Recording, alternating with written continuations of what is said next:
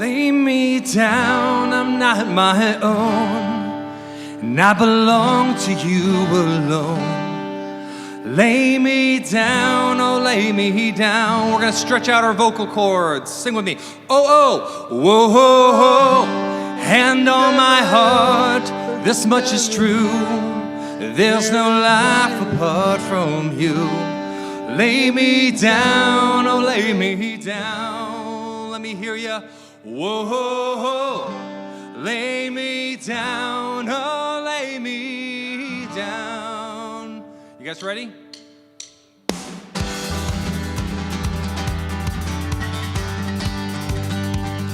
Good morning, everyone. All right, with this heart open wide from the depths. From the heights, I will bring a sacrifice. With these hands lifted high, oh, hear my song, hear my cry. I will bring a sacrifice. I will bring a sacrifice. I lay me down, I'm not my own. I belong to you alone. Lay me down, oh, lay me down. Let me hear ya. Whoa, whoa, whoa. Hand on my heart, this much is true. There's no life apart from you. Lay me down, oh, lay me down. Let me hear you do, oh, whoa, whoa, whoa. Lay me down, oh, lay me down.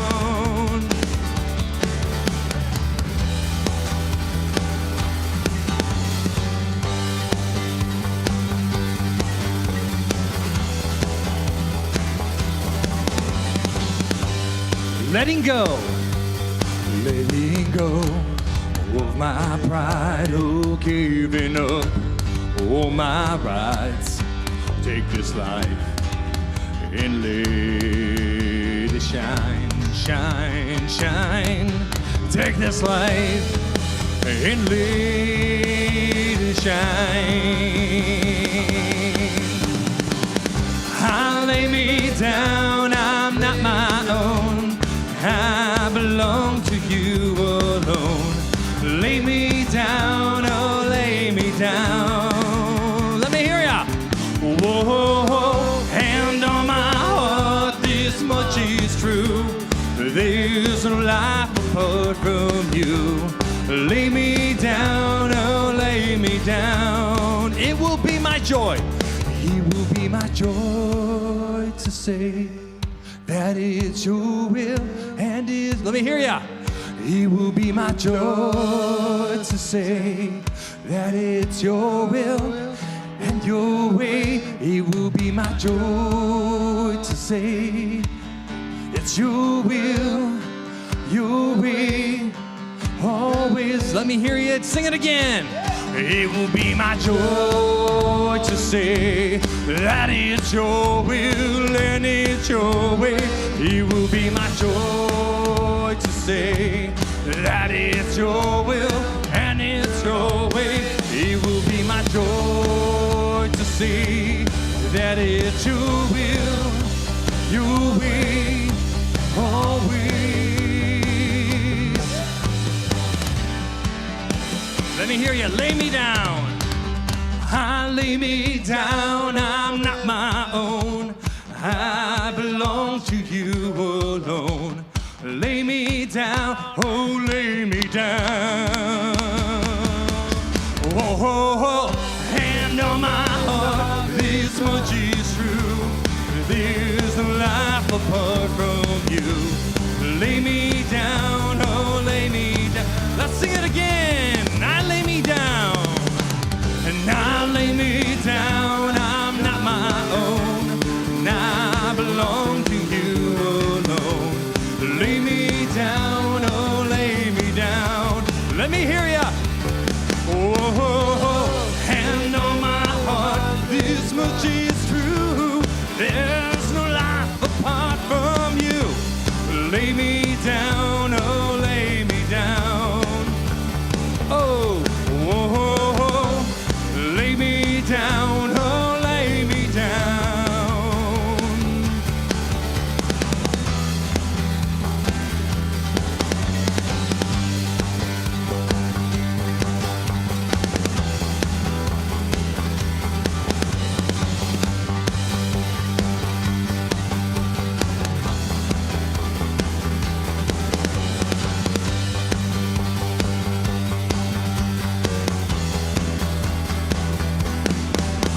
a shout of praise this morning, church.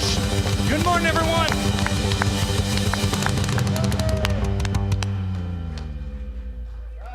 Good morning, Forward Point. How is everybody today?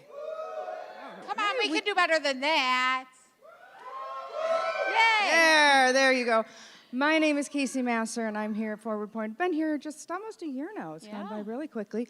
I'm joined on stage with my beautiful friend, Sonia Streeter. Sorry. Hi, good morning, everyone. I'm just here on purpose here at Forward Point.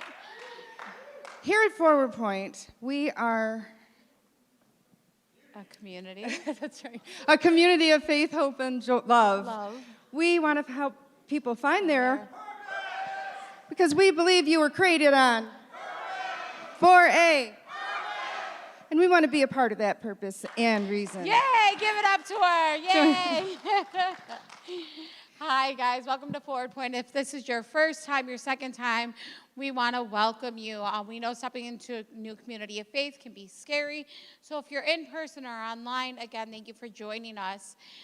If you haven't already, we do have a small gift for you. So please don't leave with that over in the welcome table as you came in. You can find Miss Casey and ask any questions.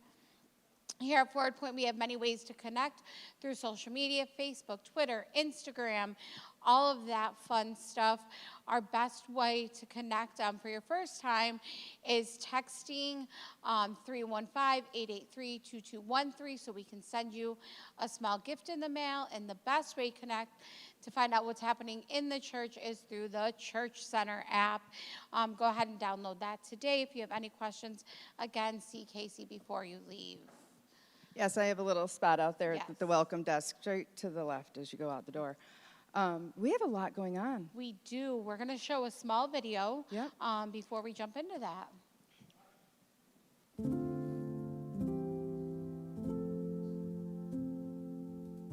When I look back through history and consider all the sacrifices in every war, and I try to grasp it all, come to grips with it, stand in reverence of all those willing to give their lives for something bigger than themselves, I am stunned by the sheer numbers. All those lives, all those families, serving their country. I can't always comprehend it. My heart is not big enough to take it all in. That each one didn't come home. What they lost for their service. What we gained for their courage. Today, I stop to remember. Every single number is one soldier. One sailor who got up in the morning and put on a uniform. One Marine who answered the call to fight for freedom. One airman who knew the cost and went anyway. One man or woman who paid the ultimate price for many. And the freedom I live in now. Today, I remember.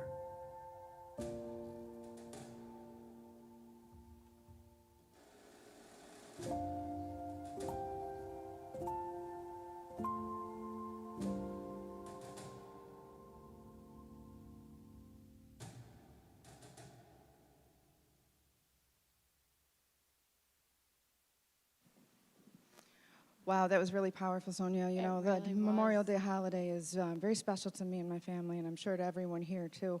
So Love Handles wants to do a little special something. Before we do that, we forgot to do something. We forgot to release our littles. Ah. So if you're a little and you want to go to Kidman, join Miss Kiwi in the back and Miss Eileen. Sorry about that. So anyway, Love Handles wants to do something really special. Tomorrow is the parade. Tomorrow, Eastwood, after I think a 3-year hiatus, is bringing the Memorial Day Parade back. So we are going to open up Love Handles for a few hours tomorrow, starting at 9. I think we're going to have some lawn games out there. Come, have fun, just hang out, and we'll get a good view of the parade there. It's going to be a great time. Well, you know what else we have going on? What do we got? Mario.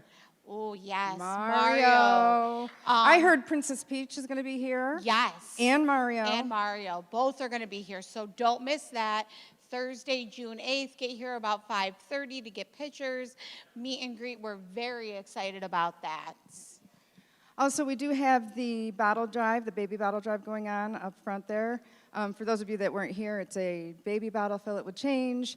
We're going to be doing that through Father's Day, and it's to benefit, is it New Hope? It's benefit New Hope Family New Hope Services. Family Services. Here local in Eastwood. Yeah, they're a great nonprofit organization that helps women that are pregnant get sonograms and diapers and all sorts of stuff like that. So, again, we're going to run that through Father's Day, and we'll turn that in then. All right, and with that, we'll continue with our gathering.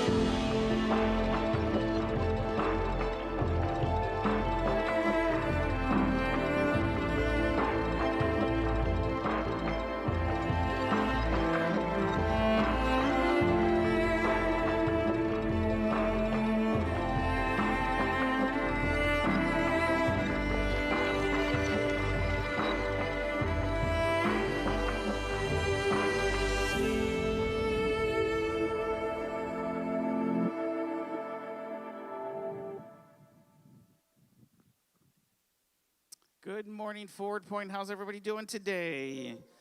Yeah, it's so great to see all of you. My name is Jimmy. I'm one of the pastors here at Forward Point, and it's just a great honor to be with you. Any of you guys ever have a nickname that someone gave to you that is near and dear to your heart? Some of you were laughing because probably you shouldn't say that nickname in public. It's probably not a good one. I have a couple nicknames that I think about throughout the course of my life. One of them was the nickname Jimmy Shoes, right? You may be thinking, where did Jimmy Shoes come from? It's not my gangster name. It's not my mafia name at all. When I was right out of Bible school, I was working at a church, Elam Gospel Church in Lima, New York. But I was only working there part-time. I was also working at the local Best Buy, which I say local because Elam was like in the middle of nowhere, and Best Buy in Henrietta was about a 30-minute drive. So I was working at the Best Buy in Henrietta. And, you know, any job, for the most part, has some kind of dress code that you have to be a part of and that they want you to wear. And one of the things that this particular dress code was about was your blue Best Buy shirt. You had to wear some kind of khaki pants. And when I started working there, you could wear whatever shoes that you wanted. But after I started working there, they decided to change the dress code where they had to wear a certain kind of shoe. And I don't remember what the parameters were for that shoe, but I loved wearing white shoes. And I don't know if you can tell, I'm wearing a pair of white shoes today. But I continued to wear my white shoes that were no longer part of the dress code. So my coworkers gave me this nickname of Jimmy Shoes. At the time, I kind of think that I have two separate lives, right? I have my Henrietta working in the world friends that I'm a part of, and I have my school and church friends that 30 minutes away, they don't, you know, never the two shall ever intermingle. But one day, the person who I was his assistant, Mark Scurzone, he was the youth pastor and I was assistant, he came into the shop looking for me. And he said, looking for Jimmy, and they're like, Jimmy, and they're like, oh, Jimmy Shoes, right? And for whatever reason, that stuck with him, so he took that nickname, and he brought it back to little old Lima, New York, and the next thing I know, everybody in the youth group, everybody there at church, everybody there at the campus started calling me Jimmy Shoes. Right? So much so that when we had our senior year, we had a week of prayer where the seniors would get prayed over and have different kind of ministry. One of the people who were praying over me used that nickname. It's recorded. They call me Jimmy Shoes, and it became this big thing.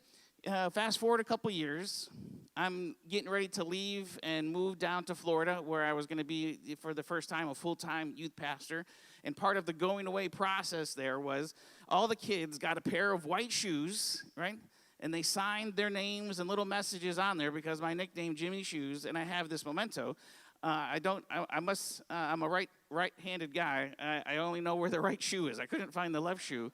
I don't know how the two got separated. But Jimmy Shoes is a nickname that will forever live on infamy. I'll be able to remember all the kids there from that youth group and that precious gift that they were able to give. And it's memorable to you. Hopefully you have some kind of nickname like that. If you don't, let me know. I love creating nicknames, okay? It helps me remember everybody's nickname because I can remember you by your nickname, and I love it when a good nickname sticks, and it is a lot of fun. We are in the middle of a series called Esther, looking at how God's fractured people are still able to carry out God's flawless plan. And if you're just joining us, you're probably right in the middle of a really exciting story that we've kind of been taking it as a come. We haven't really been looking too much into the future, just kind of taking it each chapter, each week. And we're looking at this idea of how do you talk about God when you can't use the word God or you can't use other different faith words, right? Because when you look at the book of Esther, nowhere throughout the book of Esther do you hear or do we see the word God? Do we hear or see different other things like church or prayer or communion? The closest thing we get will be in a couple weeks when we talk about fasting. But outside of that, there is no direct correlation where God is mentioned or that God is, causing things to happen. But we have this beautiful story of some fractured people that are still able to carry out this beautiful, flawless plan that was started back in the garden and continues today with you and me. And that's where we are at. So today we're going to continue on with the story as we're looking at, how do we dive into and live out a life that is more than just the words that we say, but really a lifestyle that we live in our homes, in our community here in Eastwood and Syracuse, in your workplace, wherever that may be for you. How do we live it out? And if you remember, we left off last week kind of cutting short chapter 2, and this is how we ended last week. We ended with this, it says at the end of chapter 2, on one of the occasions when the virgins were being gathered together. Now, if you remember, Esther has just been dubbed the new queen of all of Persia, and Mordecai has given her these instructions, don't tell anyone that you're a Jew. Mordecai was sitting at the king's gate. So this tells us that Mordecai had some kind of official role within the Persian kingdom. We don't know what it was, but he had some kind of role that allowed him to be at the king's gate where all the business of the day would take place. All this time, Esther had kept her family background and race a secret as Mordecai had ordered, right? Esther is living under the covering of Mordecai. Even when she's no longer living in his home, she's choosing to fall under that covering and keeps her background a secret. Esther still did what Mordecai told her, just as when she was being raised by him. And on this day, Mordecai sitting at the gate, Bigthana and Teresh, two of the king's eunuchs who guarded the entrance, had it in for the king and were making plans to kill Xerxes. So here enter this kind of plot to overthrow the king. We don't know why. We don't know if it's a result of, sending the Persian army to go on continued conquest against the Greeks where they suffered great loss. And maybe these two guys, Bigthan and Teresh, had suffered some kind of personal loss, much like maybe we experienced as we watched that video. And we can think about some family members who we lost in some of these battles. Maybe these two guys just got tired of King Xerxes' kind of power-hungry conquest to conquer the world, and they wanted to get rid of him. Maybe it was just because they knew somebody else who was kind of high up, and if they could get rid of Xerxes, then their pal might be able to then become king of Persia. All right, we don't know, but all we know is that these two guys decide to concoct this plan to kill King Xerxes, and Mordecai learns about this plot. Mordecai learned of the plot and told Queen Esther, who then told King Xerxes, giving credit to Mordecai. And when the thing was invested and confirmed as true, the two men were hanged on a gallows. And this was all written down in a logbook kept for the king's use.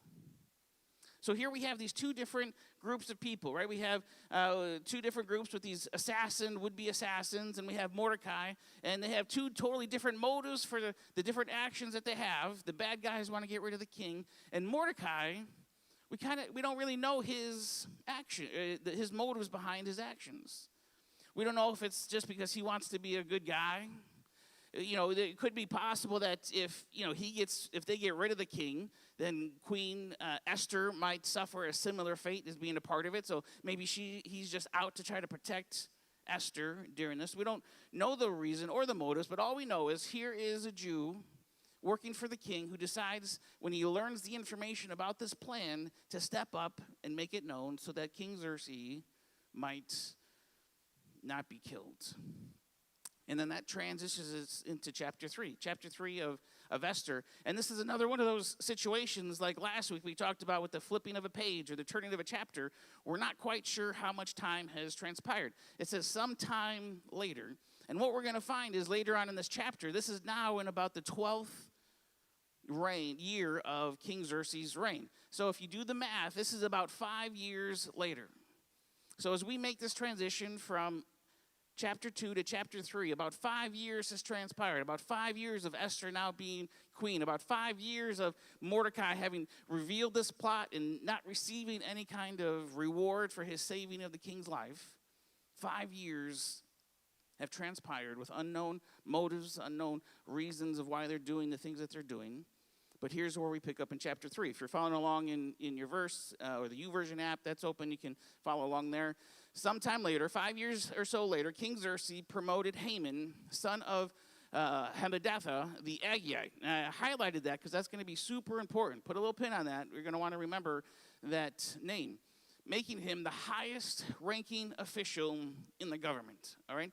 This is the time where if we were watching a movie and we mentioned that name, it would be like the dun, dun, dun, dun part, right? Because this is, you're going to find, going to be the villain of the story.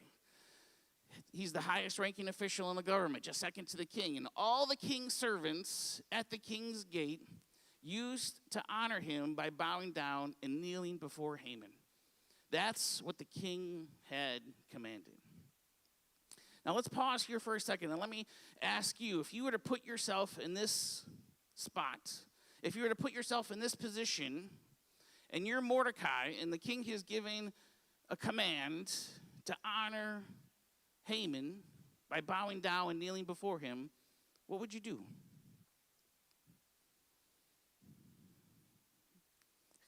We've never been in this kind of situation. Thankfully, because of the men who have fought and died for us, we live in the land of freedom, right? But there are some places where there's a monarchy, or there's different places where if the king says do something, you got to do it, or risk something awful happening to you. But what do you think that you would do in this situation? And depending on the lenses that you're wearing when you're looking at the story really determines the outcome. Because what we see here is something that's very different than what gets communicated when you're maybe hearing the story as a kid. Because whenever I heard this story as a kid, Mordecai was made out to kind of be this, upstanding Christian hero who refused to bow down before this unjust, unbiblical command to bow and kneel before Haman, right? Now, we have some precedents for that kind of action. If you may be familiar with Daniel, right? Back in Daniel chapter 3, our friends Shadrach, Meshach, and Abednego, right in the fiery furnace. At that time, the king issued a proclamation that whenever the noise played, everyone, every race, color, creed, listen, when you hear the band strike up, and you hear all the trumpets and the trombones, you hear the tubas and the baritones and the drums and the cymbals, what are you supposed to do? I want you to fall to your knees and worship. And this is key because this is a much different picture than what we see in the book of Esther. In Daniel, it's very clear. The king is telling everybody to bow down and to worship this image, this statue, this replication of King Nebuchadnezzar. And anyone who does not kneel and worship shall be thrown immediately into a roaring furnace. And if you're familiar with the story, you know that Shadrach, Meshach, and Abednego say, we refuse to worship. Okay, that's the key here. We refuse to worship anything other than God. So the king gets angry and throws them in the fire, and they don't get burned in the fire. In fact, the outsiders, they see 4 people in the fire instead of 3, and even the fire was so hot it killed the people outside the fire. I mean, it's a serious fire, and they come out and they proclaim that God saved them and was there with them in the fire. As a result of them standing true to their principles to not worship any other thing besides God themselves. But that is a lot different than a lot of what we see in the Old Testament. What we see in the Old Testament is all sorts of examples where people would kneel and where people would bow to show honor to other people as a result of their position. You have David, time after time, would bow and kneel and show honor to Saul. Even when David had already been chosen to be the new king and successor to Saul, even when Saul was out chasing David and trying to kill him, as a method of showing honor to the Lord's anointed, David would kneel and to bow and even throw himself prostrate before Saul. We have an example of Bathsheba when meeting David, where she would bow and kneel as a way of showing honor to him in his position as king. We have even the prophet Nathan, right? If there's one person who shouldn't have to report to anybody, it's a prophet of God. And the prophet of Nathan, when he comes into the presence of King David, he bows to show honor to the position of the Lord's anointed as David as king. So there's two different things that we need to think about here. There's the example of someone worshiping something else. Putting that on the pedestal as something in the place of God, a person, much less a statue in this case. But there's this other idea of somebody who shows honor and respect. And there is an allowance. It's almost an example that we're given to bow and to kneel in an effort to show honor to those in those positions. We see the opposite when in the book of Revelations, there's a point where John is getting these massive visions, and there's an angel that comes, and the text says that John bows down to worship the angel, and the angel says, no, don't do it. I'm just a servant like you are. You don't bow down to worship anything but God. But we are called to show respect and to show honor to those in positions of authority. Not to worship, but to show honor and respect. And in this situation, Haman is the second highest ranking official in the kingdom. And what does Mordecai choose to do? Well, let's continue on. In verse 2, it says, except Mordecai. Everybody's bowing down except for Mordecai, because Mordecai wouldn't do it. He wouldn't bow down and kneel. The king's servants at the gates asked Mordecai about it. He said, why do you cross the king's command, right? This is something that the command from the king, that we're supposed to honor those in authority over us. Why aren't you listening to the king's command? And day after day, they spoke to him about this, but he wouldn't listen. So they went to Haman to see whether something shouldn't be done about it, because Mordecai had told them that he was a Jew. You see, nowhere are we told that Jews are not allowed to bow and to kneel to show honor or respect. In fact, we have an Old Testament full of different examples where that was an acceptable process. This act of showing honor. In fact, there's many instances where the process of showing honor to somebody in authority or someone in a position of having an effect on your life will actually defuse a situation where there's some high tensions.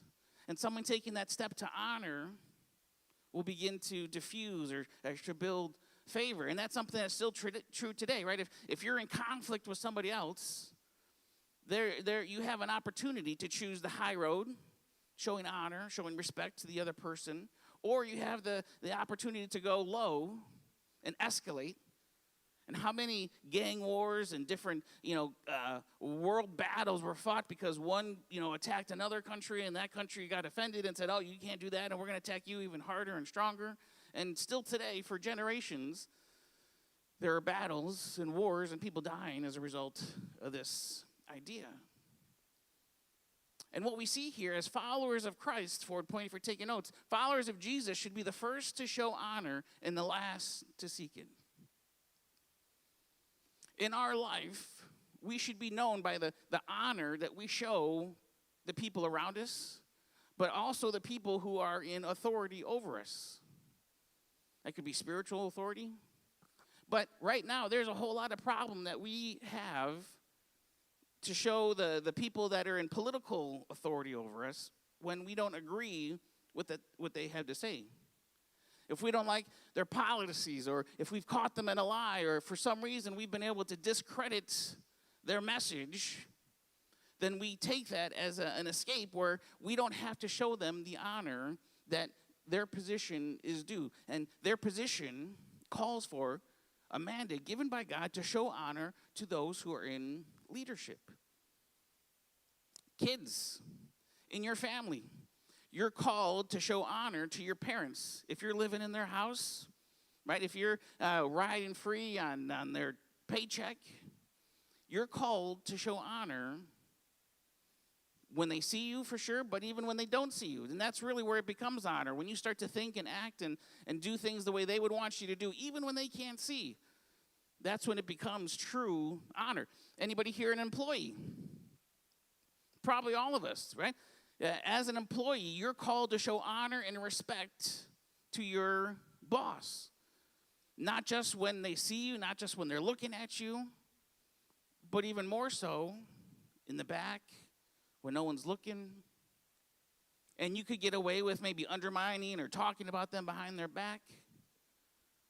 We begin to talk about God without talking about God when we choose to show honor to those who are in a position of authority over us. And as followers of Christ, we should be the first ones to lead in showing honor and the last ones to be looking for it for ourselves.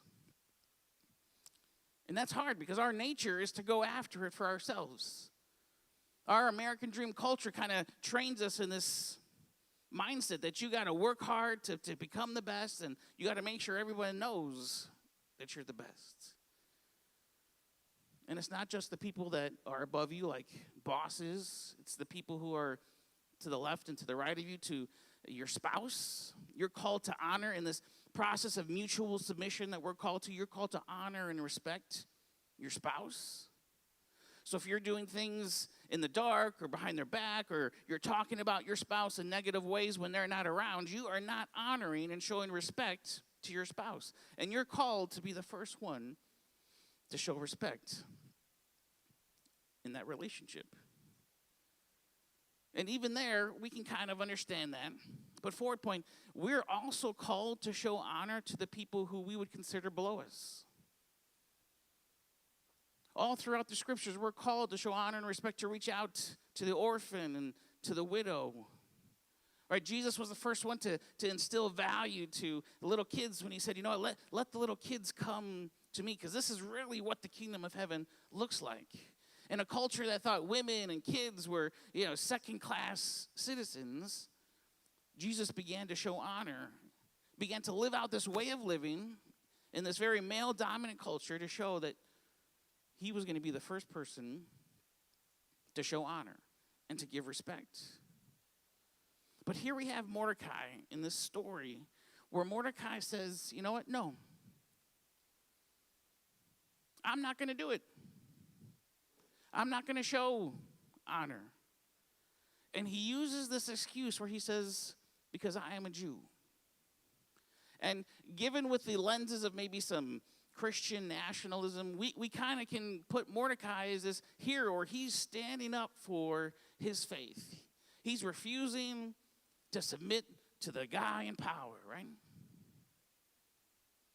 And how often do we see that around us in our world? We see all sorts of, I'm constantly banging my head against the wall when I see some Christian leaders, some people who, out there proclaiming that their faith is what drives them, and then they choose to use their platform to draw political lines and to cause people to begin to get angry, to divide. Saying they do it because of their faith in the name of Jesus.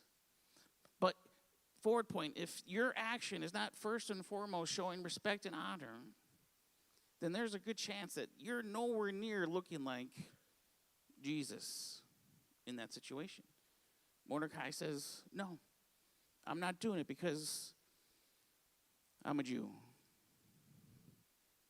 So maybe, forward point, maybe there's a little bit more to the story here than meets the eye, right? Maybe there's some bad blood, as Taylor Swift would say. And just as a general cursory over the story, you never see this, right?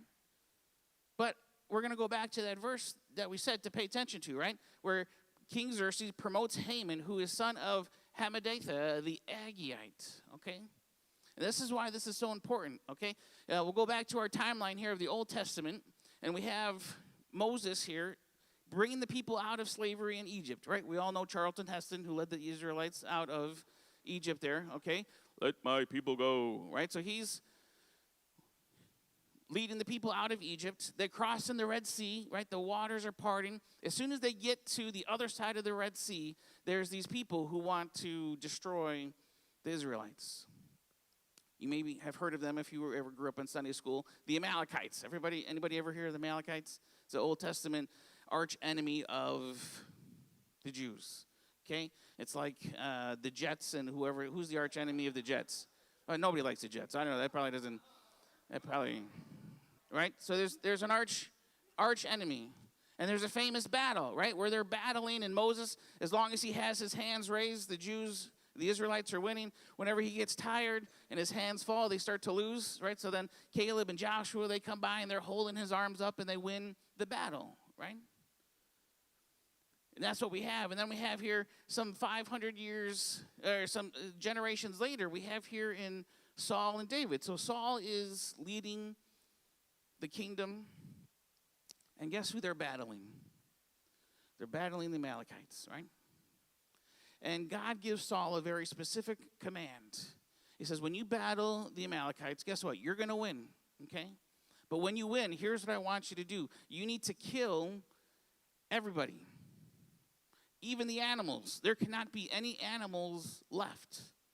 Nothing of these people can remain. So they go to battle, and they win. But what does Saul do? Saul develops a conscience and a heart, and he begins to see numbers and dollar signs attached to these animals, and he lets the animals live, and he decides to let the king live. And does anybody know the name of the king of the Amalekites? Agag. He allowed the king of the Amalekites, Agag, to live. And as a result, 500 years later from that moment, here in the book of Esther, we have an Agite, Haman, the Agite, a descendant of King Agag, who Saul let live when he was commanded not to let anyone live, who now begins to develop, well, I'm sure it has developed over generations of stories being told, has developed this very bad blood against the Jews. Because forward point, when God reveals something to you, anything short of that will come back and bite you. Right? When God tells you to do something, when God says, hey, this is what I want for you, any shortcuts to that, any kind of following underneath that, anything short of exactly what God has revealed for you to do is going to come back and bite you. It may not be that day. It may not be that week. It may not be that month. As we see here in Esther, it may not even be that generation. It may be generations and generations later. But you choosing to not follow through in what God has spoken to you, what God has revealed to you through godly counsel and through the wisdom of leadership in your life. Anything short of that is going to come back and bite someone that you care about. Maybe you. Maybe a child. As a result of some kind of sin that God told you, you wanted this out of your life, and you choosing to kind of foster it in your life. Maybe it leads to brokenness in your relationship, and then maybe it leads to this broken family. And now there's these innocent kids and people who are suffering the price tag, suffering the bite of your choosing to not honor God. And what we see is over generation of this story being told about this people who wiped out our entire race. Some bitterness developed. And I'm sure it was bitterness on both parts. Because as much as Mordecai, we like to think about him kind of taking a stand for God, the reality is we know who Mordecai is as a Jew, right? And forward point, the thing about bitterness is it's a weed. And this weed of bitterness, it doesn't stop growing in your life until it has taken over everything. Everything that's in your thoughts, your resources. Man, when you start to develop a little seed of bitterness in your life, I'm sure you can think of examples where you've just seen it almost consume your thoughts. You're staying up at night, late, laying in bed, just kind of tossing and turning, thinking about the way that this person has wronged you, the ways that they have done things against you. and it begins to consume you. And I'll tell you, living and submitting your life to Jesus is the only thing that I've ever been able to see that can pull that root of bitterness out of anyone's life. Because in our culture almost encourages us to kind of cultivate that, to use that to your advantage in our culture. And if you remember, here's the description in chapter 2 from when we meet Mordecai. Verse 5, it's how there was a Jew who lived in the palace complex, if you remember this from last week. And his name was Mordecai, the son of Jair, the son of Shimei, the son of Kish, a Benjamite. And at first glance over this, you don't really think much about it. But the people of Israel are a culmination of 12 tribes. And the 12 tribes, the first tribe that was selected to have a king was Saul. And Saul was from the tribe of Benjamin. So Mordecai is this great-grandson of someone in the family of King Saul. So you can't tell me that there is not some bad blood between these two guys. These two dudes they've never probably even spoken to each other before, but just because of who they are, just because of the name that they carry, just because of the history that people before them have lived, Mordecai refuses to show honor and respect to the person in authority over him. And Haman decides, we're going to do something about this. Nobody's going to disrespect me, much less a Jew. Right? Mordecai wasn't doing it because he was a Jew. Mordecai was doing it because he was a Benjamite. Because the family name was at stake here. Because of the history between these people. And as a Jew, and for us today, we're called to be set apart. The people of Israel were called to be set apart, a peculiar people. God said to Abraham, through you, this is what I want to do. Through you, I want to bless the world. What we're going to do together, man, is we're going to bless the world. That is the calling that we have. And part of that is by showing honor and respect to the people around us, to the world around us. But through us, God wants to bless the world. And forward point, if your actions are anything short of showing honor and blessing to those around you, bosses, spouses, neighbors, then there's a good chance you're not living a life that can talk about God without talking about God. You're probably not living a life where in your fracturedness, God can work through his flawless plan in your life. Thankfully, there's probably people around. But this morning, this is an opportunity to look at our own fractures to say, where in my life am I not showing honor and respect? Where in my life is there bitterness that has built up as a result of maybe something someone else did to me, or as a result of something that someone's ancestor did to my ancestor? And now there's some bitterness. And you just look around in our culture, man, there's all sorts of people who are saying that they're doing it because they're a Christian. The actions, the way that they live, because well, I love Jesus. And the reality is this, no, it's because you're a son or you're a daughter of Adam, and you have sin in your life, and you're trying to justify it. So Haman doesn't appreciate what's going on here. When Haman saw for himself that Mordecai didn't bow down and kneel before him, the bitterness in him started to rise up, and he was outraged. Meanwhile, having learned that Mordecai was a Jew, wait a minute, I remember those Jews, they killed my people. Haman hated to waste his fury on just one Jew. So he looked for a way to eliminate not just Mordecai, but now all Jews throughout the whole kingdom of Xerxes. This is at a time where there's a group of Jews who were allowed to go back and to rebuild the kingdom. And Haman is saying, we're going to kill all the Jews, not the Jews that are here in Susa in the capital, but we're going to go and we're going to kill all of them. The Persian power was the power of the world of that day, even over Jerusalem. We're going to go back and we're going to kill all those who are building the temple. We're going to take out every single one of them. And you should hear that and kind of think, man, you know what? That's not a new idea.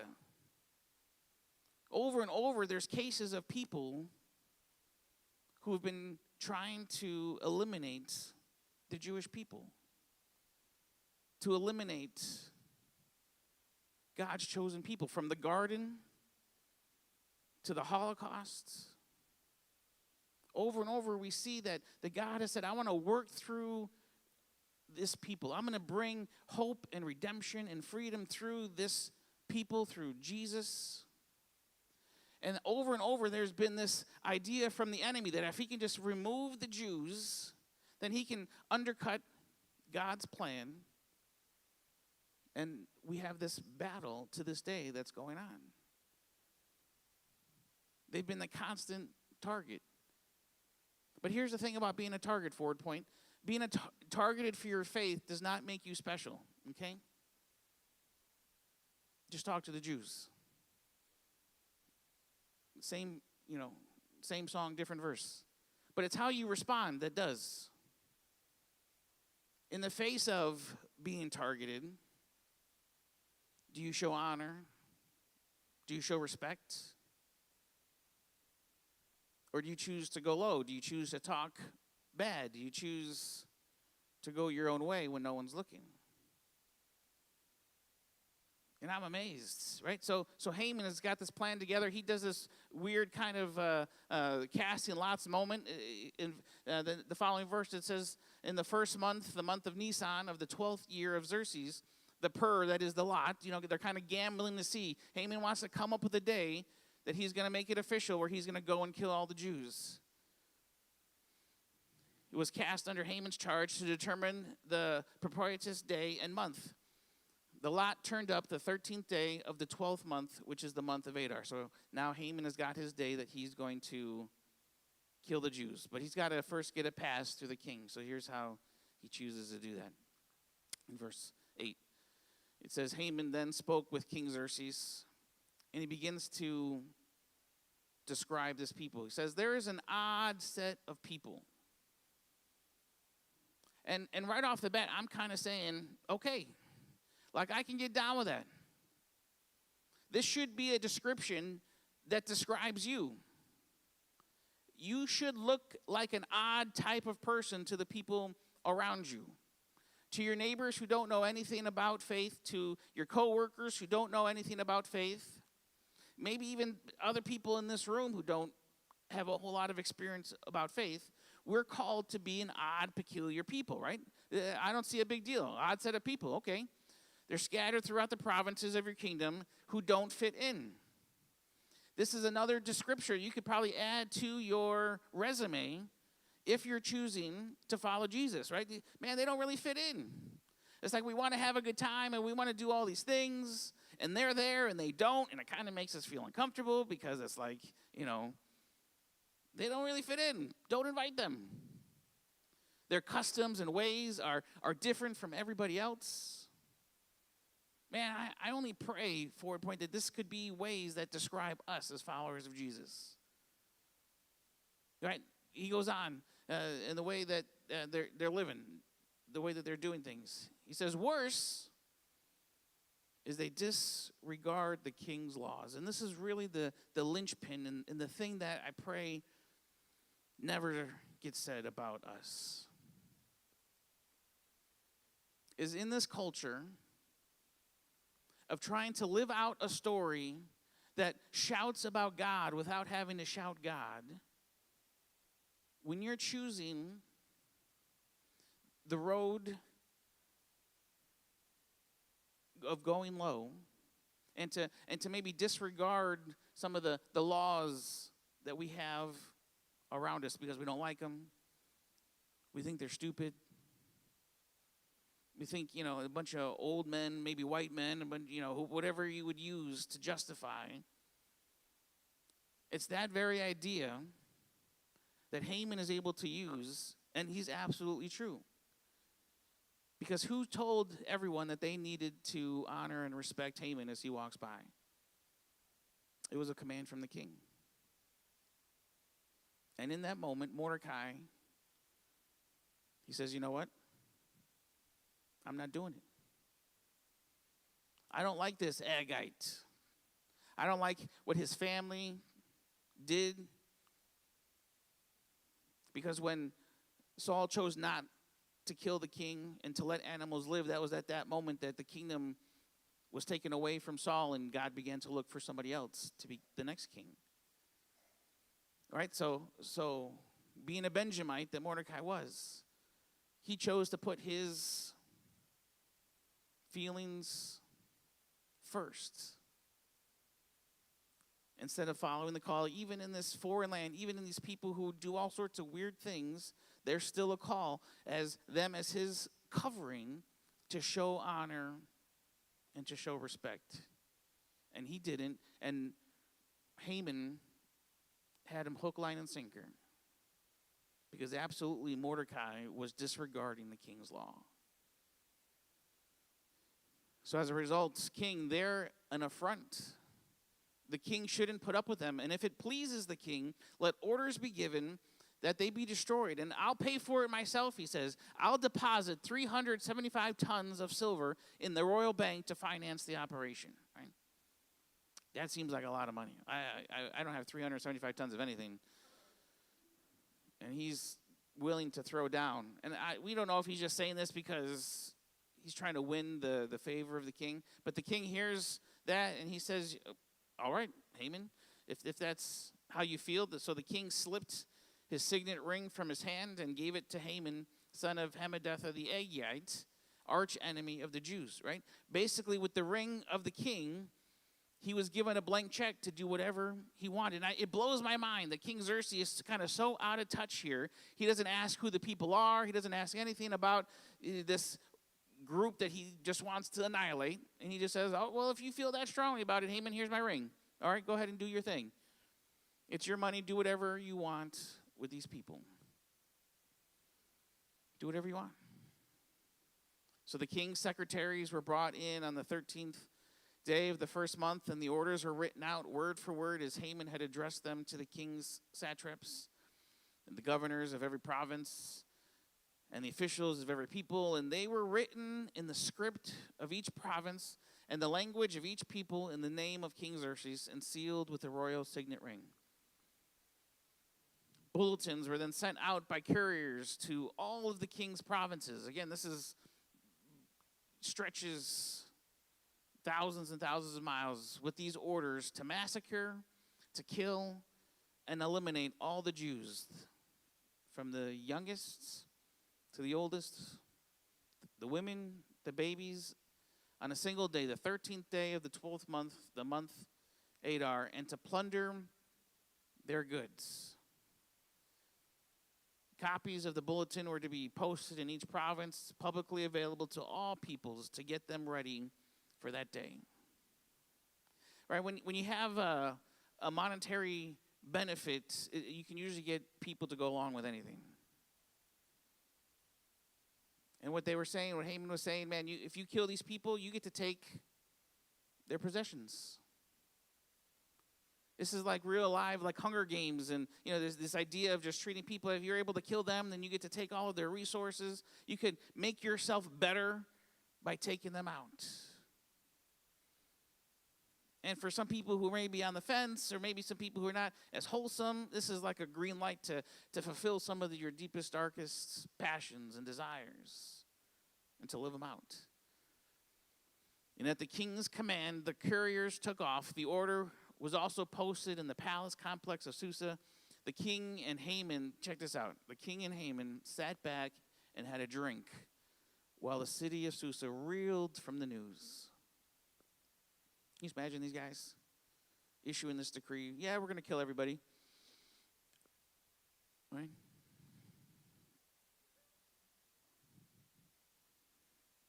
NBD. No big deal. While on just the other side of their walled gates, the city reeled from the news. I kind of wondered, man, what does that mean? What was happening? And I got to believe if you're living in a place where the people in charge can just all willy-nilly decide, you know what, we're going to kill all the Jews today. We're going to, Cinco de Mayo, let's go kill all the Mexicans, right? Because here's the thought. If they could do that to the Jews, then who's to say that tomorrow, or as a result of some kind of, acid indigestion, they don't decide to come after my people? And there sets this tone in the city where the city begins to panic. It's because of this bad blood between these two guys and where it's led. And it exposes this heart of people in power could come after me. Perhaps you heard this poem before, right? First, they came for the socialists, and I did not speak out because I was not a socialist. And then they came for the trade unionists, and I did not speak out because I was not a trade unionist. And then they came for the Jews, and I did not speak out because I was not a Jew. And then they came for me, and there was no one left to speak for me. And this is a poem that was written by this priest. His name was Martin Niemöller. And here's the thing about Martin spent most of his early career as a priest in support of the Nazis and Hitler. Right? I said that right. Think about that for a moment. Here's a priest who's working in a church, claiming to do things for God, and he is in support of the Nazis and Hitler. And it wasn't until Hitler started to get really crazy, where he started to put some rules on churches and how churches governed, where Martin started to develop his own bad blood.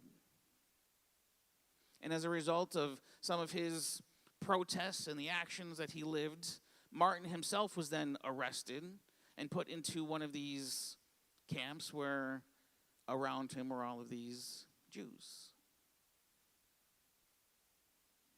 And in the presence of these concentration camps and these people, he began to see and realize the horridness of some of the things that he was a part of. And in one of his sermons afterwards in Germany, he talked about this, meeting another Jew, and he said, I had to tell him, dear brother, fellow man, Jew, before you say anything, I say to you, I acknowledge my guilt, and I beg you to forgive me and my people for this sin.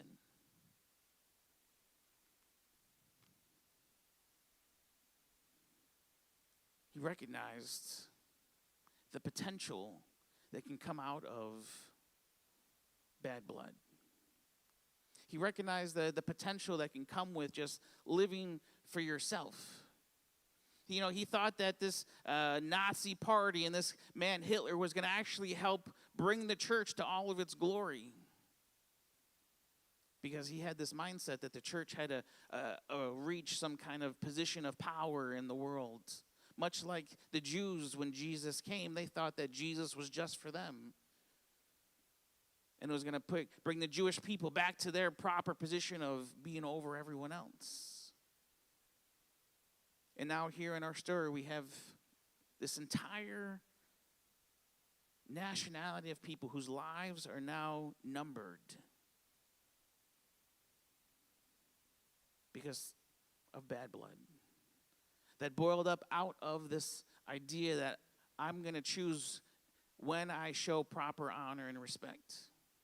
That only if I agree, only if I like what they have to say, only if it aligns up with my ideology and my political party. Because anything outside of that, I got a free pass because I'm a Christian. And how much damage, how much of our culture is reeling outside of our walls because of the way that the posture that we've taken. It hurts us. So what's your nickname? What is it that you're known for? Forward Point. Is it Jimmy Shoes? What is it? Based on how you live and the people around you and the way that they look, what would they call you, the people around you? So after I left Elam Gospel Church and received these shoes and I moved down to Florida, I was in Florida for 4 years working as a youth pastor, and then decided we had to come back up here. And again, similarly, the youth group there at Florida was called 365, and I have a couple of these, but they decided to put together these books of just thank yous and gonna miss yous and notes and pictures and just different things that we've done together, and it's another thing that I treasure. But in the back of this one, there's this one letter that probably means more to me than all the rest. And it just says, from Mackenzie Eileen. And underneath it, she has her nickname that I called her. I called her Essie.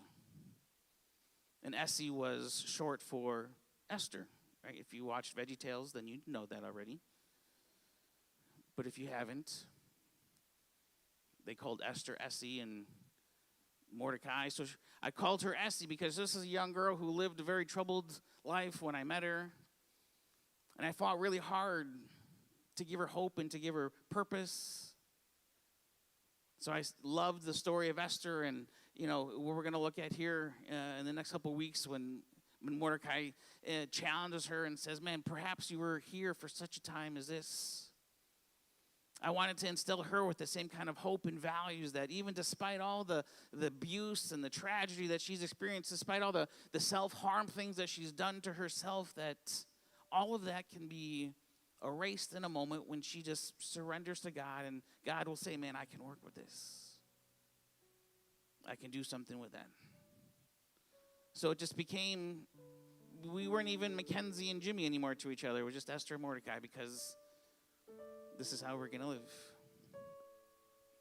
And if you don't know, we moved back here to New York, and then we were in Indiana for a few years, and then we moved back, and we've been here for a while.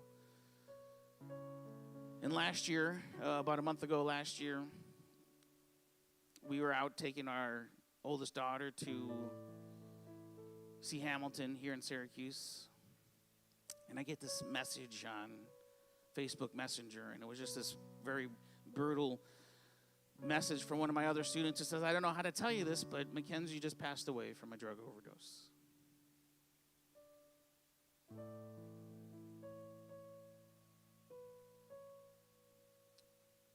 And it's one of those things that shake you, because you spend so much time, you spend so much energy. And I began to think about this Mordecai nickname that she gave me. And I began to realize that more and more, there was a reality that I also was living like Mordecai. You see, because I was really successful down there in Florida. We had grown this little youth group. When I got there, it was about 12 people, and we shrunk it down to this handful of group. And then over the course of the next few years, it just exploded to over 100 kids we were getting on a regular basis. And I started to get this feeling that I was like a somebody. And I started getting this feeling that I wasn't really being supported by my leaders and my covering, and they had this one area of ministry in their church that was just exploding, and there wasn't any additional resources. They weren't paying me anymore. Like, don't you see that I'm a somebody here, church? And I had this opportunity to go into an elders meeting and to share about what was going on, and I came with this packet of information about how much youth pastors should be paid based on how big their youth group was. And I just laid it down before them and said, guys, I feel like I'm not getting what I should be getting. And wouldn't you know, they didn't appreciate that so much. And they asked me to leave. And, as much as I treasure these notes from this youth group, man, the reality is if I had just shown some honor and respect, maybe I would never have to receive these. And I was going through the book, and I opened up this one from Mackenzie, and I don't know that anybody's ever looked at this besides me, but I just wanted to share it with you because of, as an example of the relationship that we had. It says, Jimmy Mordecai Doyle, you were my Mordecai, and I your Esther. You helped me through some of the toughest moments of my life, cutting, suicide, although you may not have known that part. My father's drinking and abuse. You helped me grow closer to God in ways I had never trusted nor imagined prior. And it wasn't even you. That's the most amazing part about it. You used to tell me that for now, God put you in my life to help me, and that someday you may no longer be here. You told me that would be okay, because when that happens, I'll be strong enough to trust God, and others will be put in my life like you were. And ever since Guatemala, I've been having dreams that you were leaving. I remember one of them, you were resigning and had to leave 365. And another dream, you lost passion, although that probably hasn't happened. And another dream, you just left and went back to New York. I chased after you in that dream because I was afraid of not having you as my non-father and my shepherd and my friend. However, I feel like in the past few months and things that have happened, I feel like I'll be okay because you've done such an amazing job helping me not be dependent on you. I may just be reading into this, but my dreams have helped me be okay with such news. But you've taught me so much more than just and only depending on myself and God. You've taught me about the heart's intent. You've taught me about loving myself. You've taught me that I can break the cycle in my family.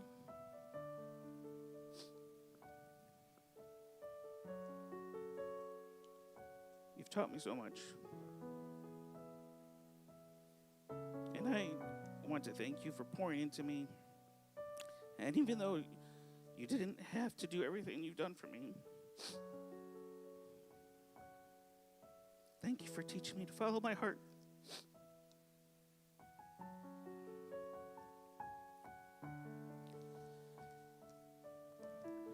Thank you for not yelling at me as I slowly tried to starve myself to death. I know you don't understand my eating disorder, but you love me anyways. And that was all I could receive at this time of my life. I'm doing so much better. I was 90 pounds, and now there's life that you've talked about in me, and I'm healthier again. Relapses come and here and there, and I'm still encountering old thoughts sometimes, but they have decreased so much more. And I'm only telling you this because I want you to know how different life is and was. I'm sorry I lied to you about stuff I ate and for lying to you about my weight and everything, but I'm glad that you talked me out of going to Orlando. Going to Orlando was the best thing that happened to me. I feel like more alive and than I have ever before. And I wish you could see it before you had to leave. I will continue to grow, though, so don't you worry. I'm learning to trust myself and love myself. I'm learning to not allow the people's expectations to control or affect me, and I'm learning finally that I'm only responsible for me, and I can't make unrealistic expectations. More thanks. Thank you for pushing me to give my testimony in Guatemala. Thank you for pushing me to my limits so many other times, praying, worshiping, dancing, etc. Thank you for seeing something in me that I could never see before, my potential. I'm beginning to see it now. She goes on to say some other fun personal things. Maybe I'll share with you at a different time. The reality is, I can't prevent anybody from the things that they do. You can't prevent anybody from the things that they do. But that doesn't make it any easier when you look back in your life and you see moments where you chose the lesser road. You chose not to show honor and to show respect. You chose to be driven based on what would be best for you and what you want. And every day, Forward Point is an opportunity for you to look that thought, that feeling straight on and say, you know what, you're not going to drive me today. Today I am going to choose to show honor and respect, even if I don't like it, even if I don't want to, because that's what you called me to do. And in doing that, it gives you the space, Holy Spirit, to work in ways that I can't. So for many years in my life, I've treasured being called Mordecai by this young lady. The reality is, it may look good on the outside, but if inside and in your heart, you're not submitted to Jesus in every area and to the different coverings that he's provided for you, then there's going to be a time where it's going to come back to bite you. Maybe not today. Maybe not tomorrow. Maybe not in this generation. But today you do have an opportunity to let go of the bad blood. Today you do have an opportunity to choose to go the high path. And I pray that you do that. And that you might be known as being a weird, peculiar, odd, for all the right reasons. Some of you are known that way for wrong reasons. But for the right reasons. And then God uses this fractured people to bring about his flawless plans. God, we are so grateful, man, that you've found us. And while we don't know why, we don't know how we got here, we don't, for some of us, we think that we've been in charge the entire time, and the reality is, it's been you.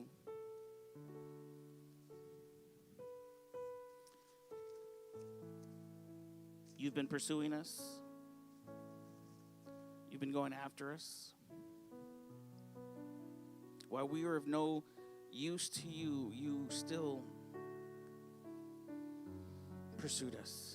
So this morning, God, you're giving us this opportunity to let go of the bad blood. To let go of every single thing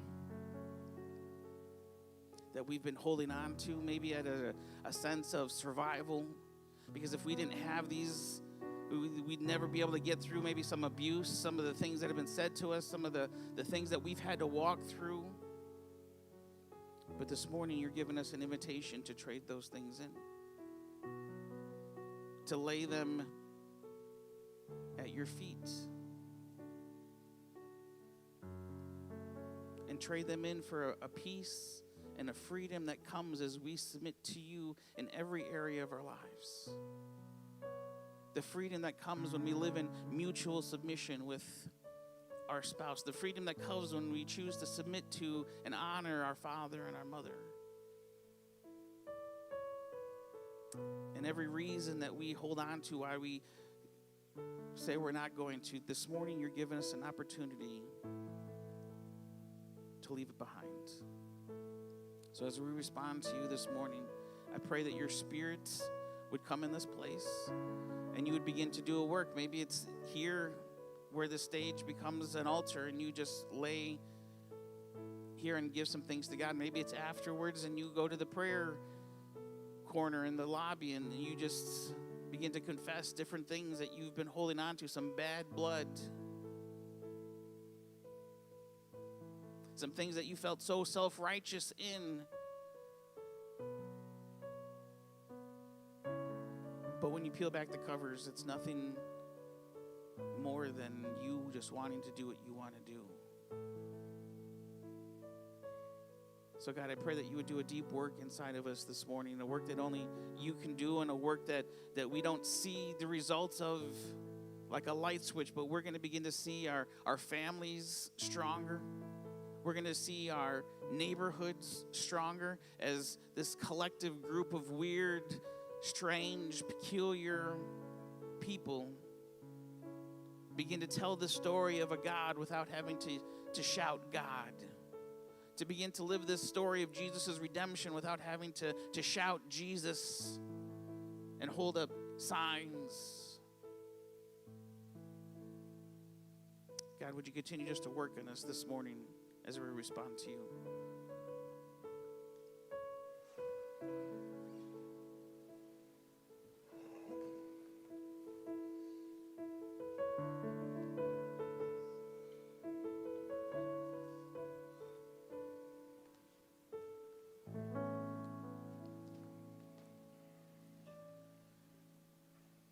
Caught up in your presence, I just want to sit here at your feet.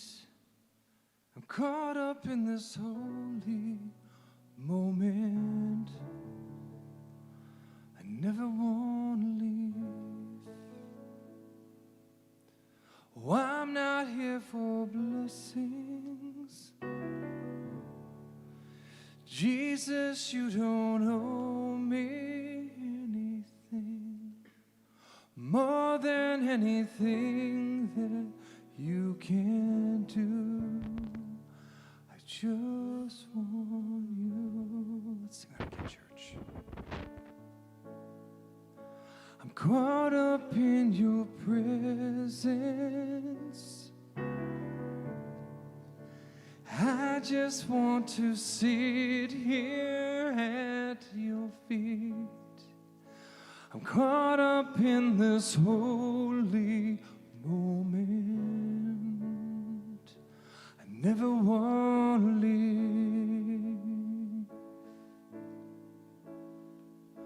And I'm not here for blessings.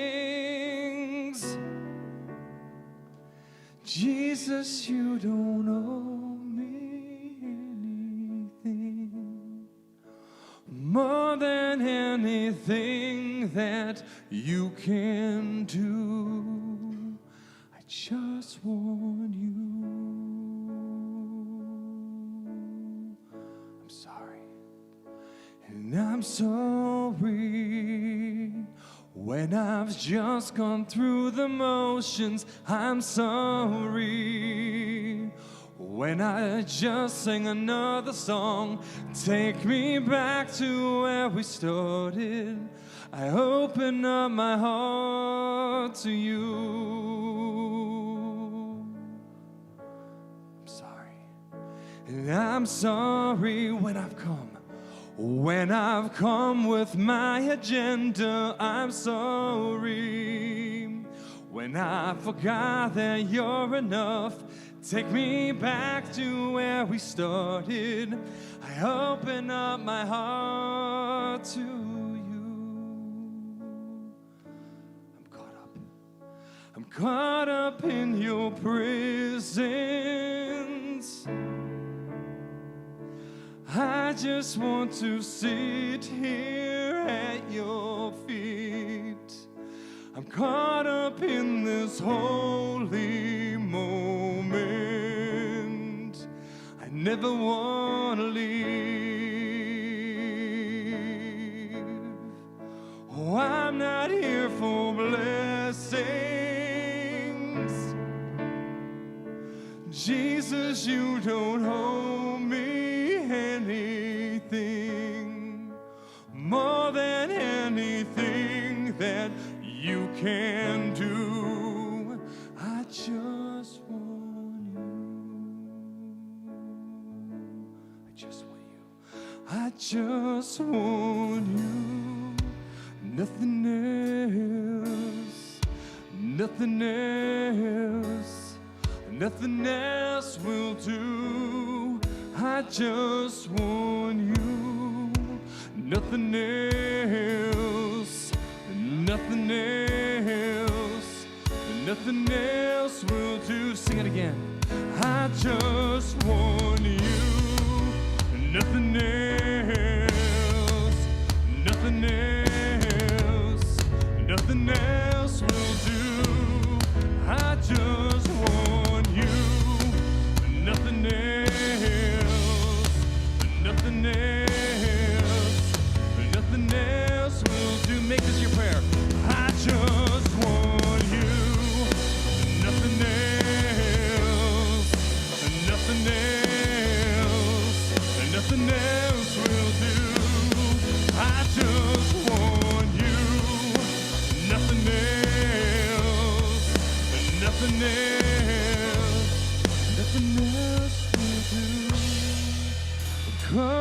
in your presence. I just want to sit here at your feet. I'm caught up in this holy moment. I never want to leave. Now I'm not here for blessings. Jesus, you don't owe me anything more than anything that you can do. Just want you.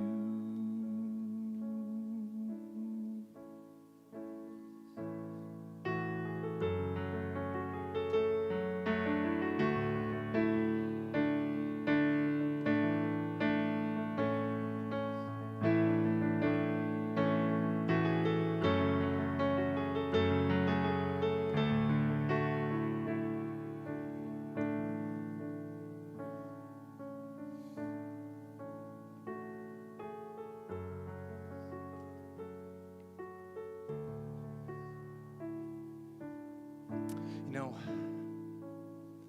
sometimes we just know. We know what we're supposed to do. And yet sometimes we just run from it. Have you ever heard God just tell you, sit in his presence? And sometimes we know we should. There's healing in his presence, church. There's wisdom. But sometimes that bitter root gets in the way. That self-right spirit.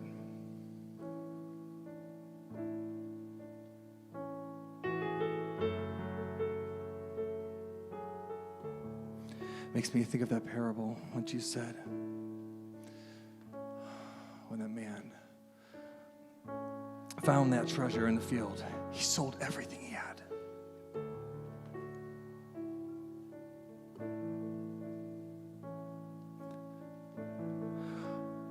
He gave us everything, church. But in turn he said, now you go and do likewise.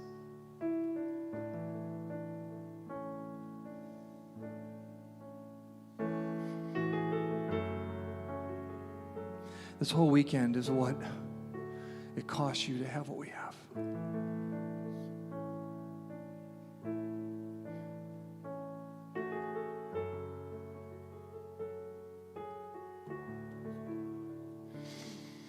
He doesn't owe us anything,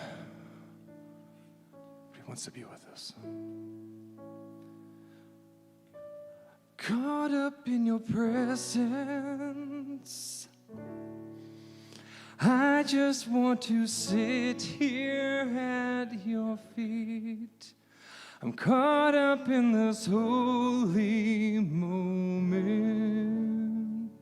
I never want to leave. I'm not here for blessings.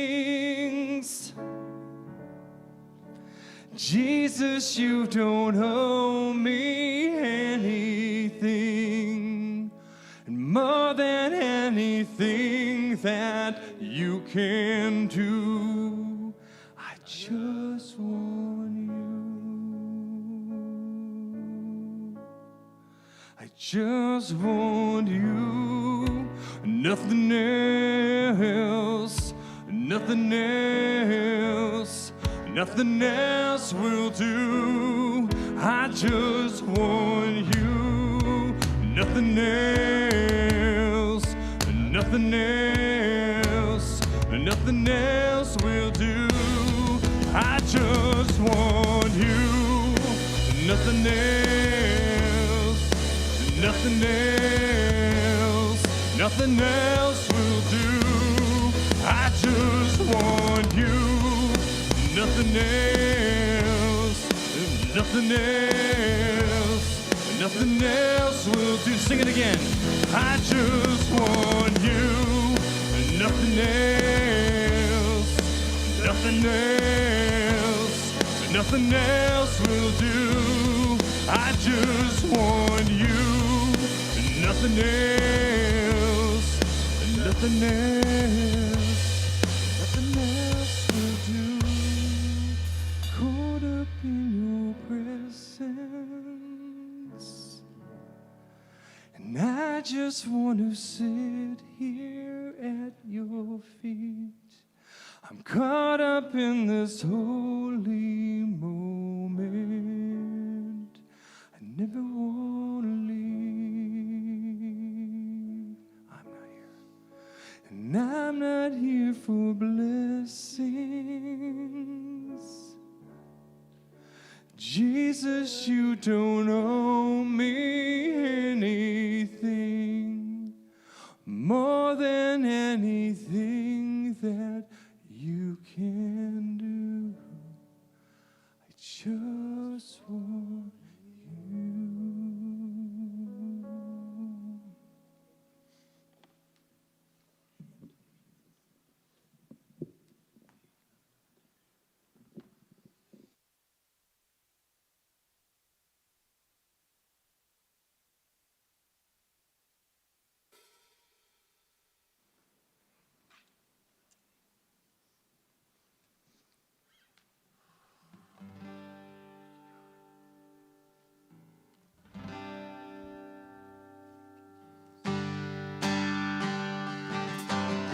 All right, hope we're on our feet.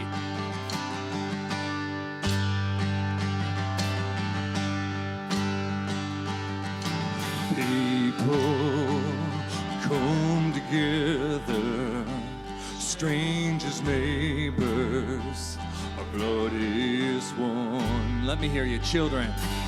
Children of generations, of every nation, of kingdom. Let's sing it again.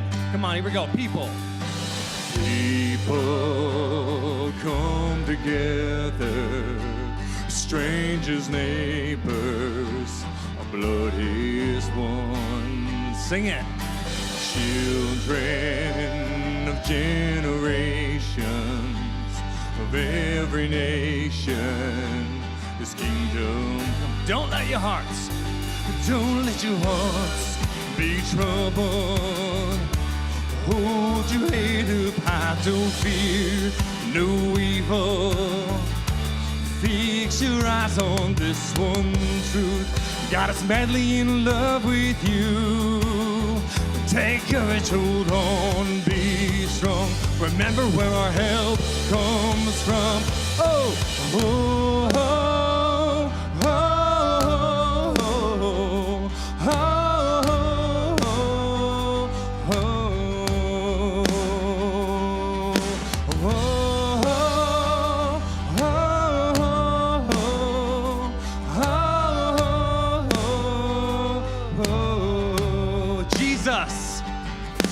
Jesus, our salvation is in His blood. Jesus, light of heaven. Jesus, light of heaven, friend forever. His kingdom come. Don't let your heart be troubled. Hold your head up high, don't fear no evil. Fix your eyes on this one truth. God is madly in love with you. Take courage, hold on, be strong. Remember where our help comes from. Whoa.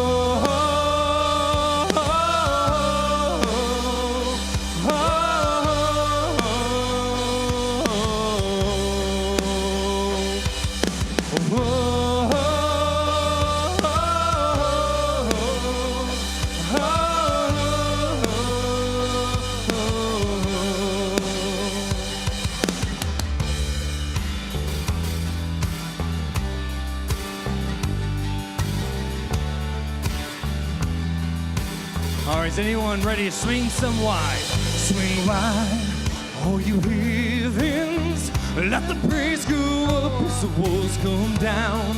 All creation, everything with breath, repeat. sound. All his children, clean hands, pure hearts, good grace, good God. His name is Jesus. Let's sing it again. Swing wide, swing wide. All you heavens, let the praise go up as the walls come down. All creation, everything with breath, repeat the sound. All his children, clean hands, pure hearts, good grace, good God. His name is Jesus. Let's sing it one more time. Swing wide, swing wide. All you heavens, let the praise go up as the walls come down. All creation, everything with breath, repeat the sound. All his children, clean hands, pure hearts, good grace, good God. His name is Jesus.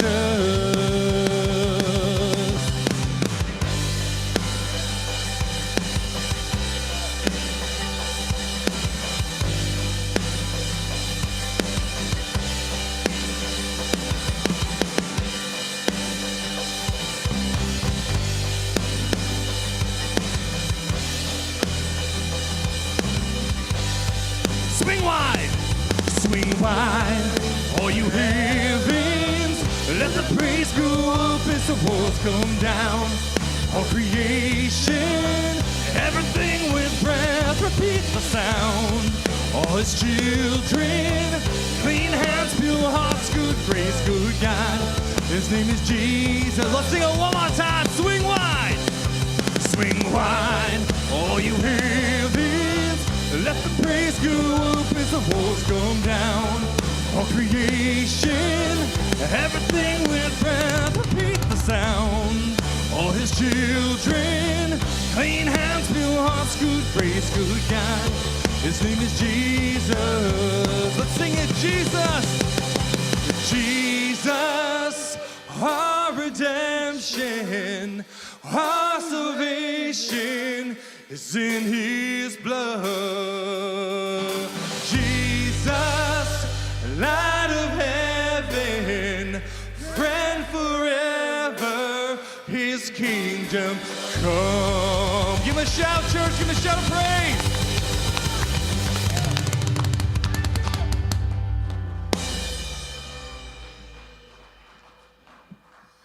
Okay, Christmas present, maybe 2 iPads. All right.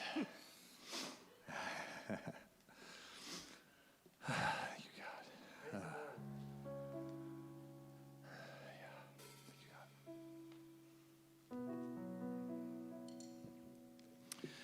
I think Jimmy, a few weeks ago,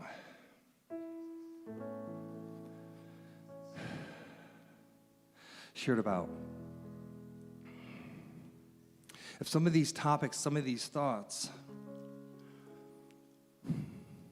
they don't wreck you.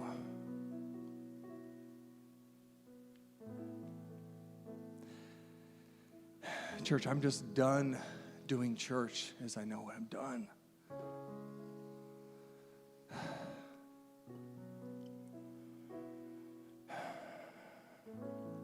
You got one life to live. What is it going to be known for?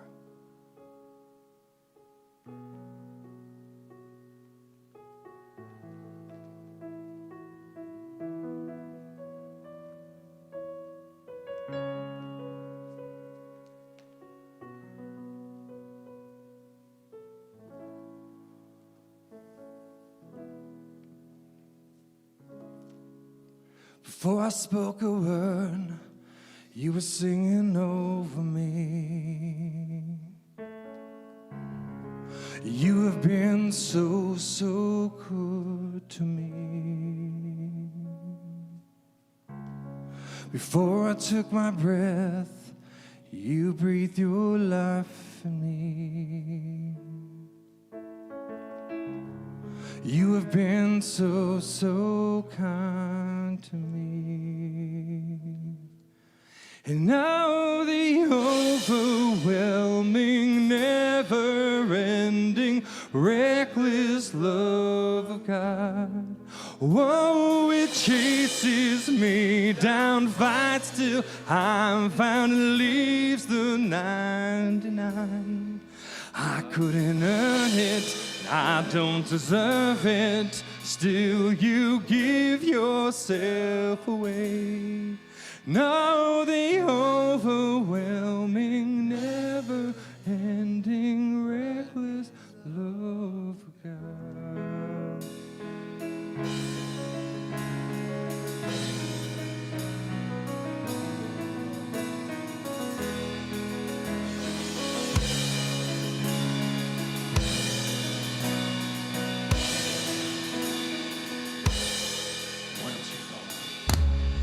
When I was your foe, still your love fought for me. You have been so, so good to me. When I felt no worth, you paid it all for me. You've been so, so kind to me. No, the overwhelming, never-ending, reckless love of God. Whoa, it chases me down, fights till I'm found, leaves the 99. I couldn't earn it, and I don't deserve it, still you give yourself away. No, the overwhelming, never-ending, reckless love of God.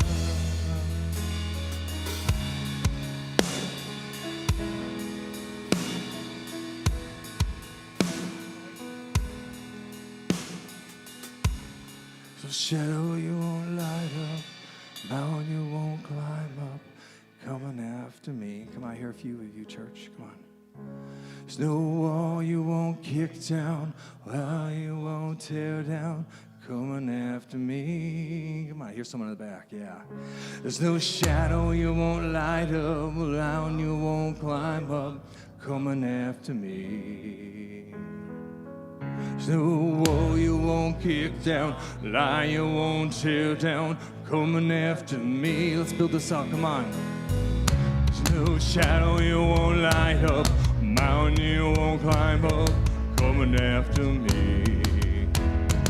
There's no wall you won't kick down, lie you won't tear down, coming after me. There's no shadow you won't light up, mountain you won't climb up, coming after me. There's no wall you won't kick down, the line you won't tear down, coming after me. Sing it again. There's no shadow you won't light up, mountain you won't climb up, coming after me. There's no wall you won't kick down, line you won't tear down, coming after me. Whoa, the overwhelming, never-ending, reckless love of God. Whoa, it chases me down, fights till I'm found, leaves the 99. I couldn't earn it, I don't deserve it, still you give yourself away. Oh, the overwhelming, never-ending, reckless love of God.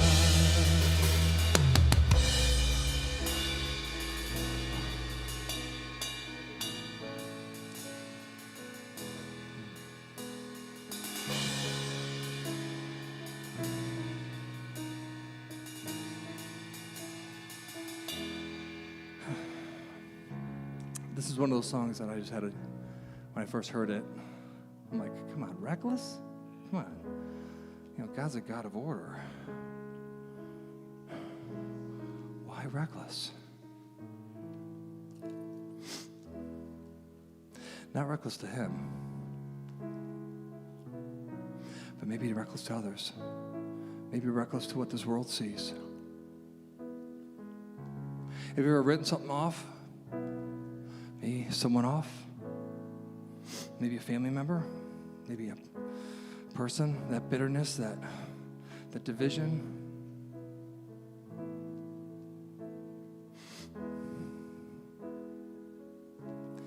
Man, the heart of God chases us down. While we were yet sinners, Christ died for us. The world will never understand it, church. So that's why you keep your prayer life up. That's why the things that he's prayed over you, you don't give up. You wait for it. You wait for it. You stay diligent. Because there's nothing he'll do. Nothing he won't do for his children.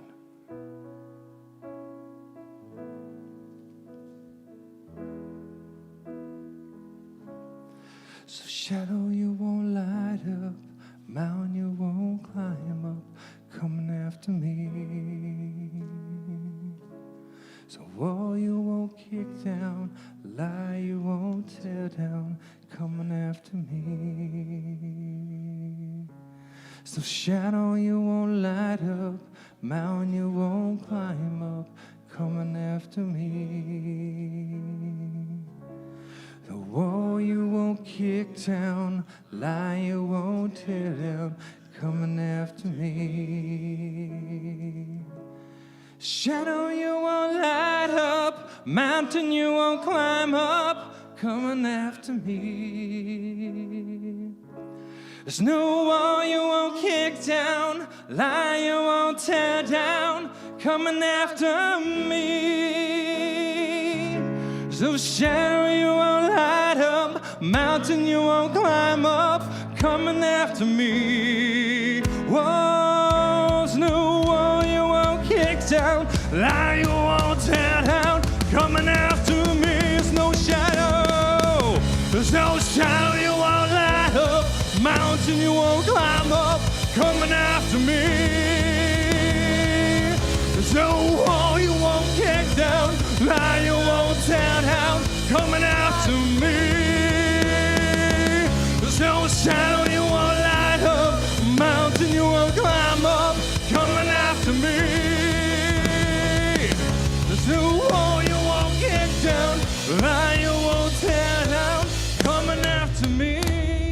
Oh, the overwhelming, never-ending, reckless love of God.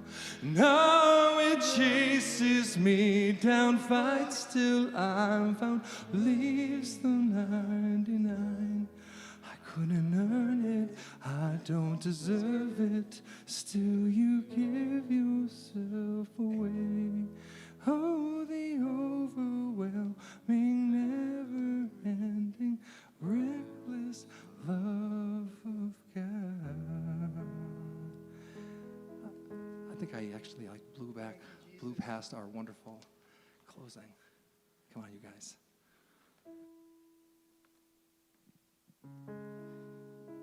Again, another great message from Pastor Doyle. You know, I mean, Sonia, what did you get out of it?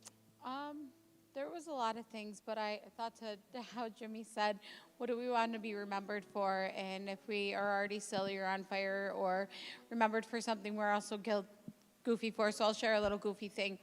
As you all know, if you love me and you know me, you know that I snort really loud. And I just had a recent tonsillectomy. And I was like, oh my goodness, am I going to lose my snort? I was so scared. My mom hates my snort. But all of you guys love it and endear it. And I think Katrina would cry if I lost it. I didn't lose the snort. But maybe that's one of the silly things I'm going to be remembered about. So there we are. Sorry. Well, for myself, Sonia, I kind of connected it with something that we talk a lot about at my work, and that is meaning what you say through the actions that you do. And I look at myself and I'm like, wow, you need to work on some stuff. Absolutely. You know? So. Again, guys, thank you for coming out this morning. Again, there's many ways to get connected, to get involved. If you have more questions, see Casey at the welcome desk.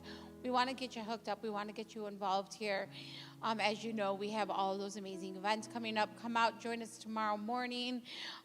Let's support Eastwood again. Let's hang out at Love Handles and show we are part of the community to celebrate Memorial Day. Don't forget about June 8th, the Mario movie. Yep. We do need volunteers for that, so please ask and keep filling up those baby bottles. Absolutely. And if you would please help us get this place back into shape, if you would help us, meet us over there at the cleaning closet there, and we can go ahead and we won't be here long if we all work.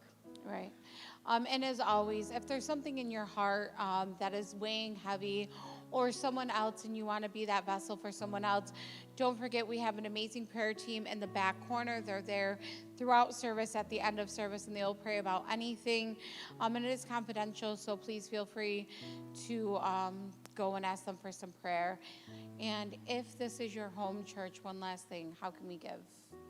If this is your home church, not only if you need prayer, you can do this, but if you want to donate to us, we can donate in the box right there. Facebook, Twitter, Instagram, of course, the church app. We're more than happy to do that. So please, if you need anything, or if you want to donate to the church, feel free to reach out to us and use those means. Thank you. Again, thank you for all of your donations. It allows us to be that shining light in Eastwood. And I'm sorry, we did miss the cue for the last song, so this was our last song. So go and enjoy your day. We have some delicious cookies in the back. Grab one on your way out, and thank you. Happy. No, God we're not bless doing that. America. Love you all.